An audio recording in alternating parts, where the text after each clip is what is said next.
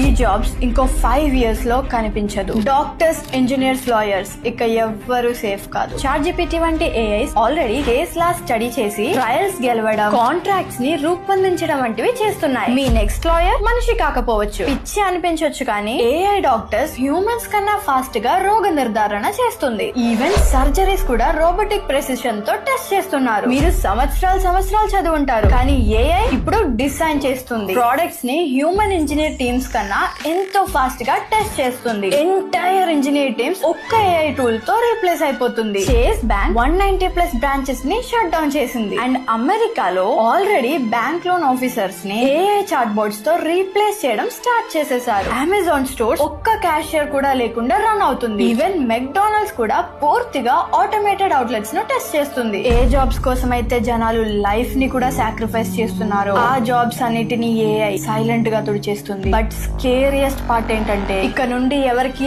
ఎక్కువ డిగ్రీస్ ఉన్నాయని కాదు, ఎవరైతే రీప్లేస్ కారో అదే మ్యాటర్ అవుతుంది.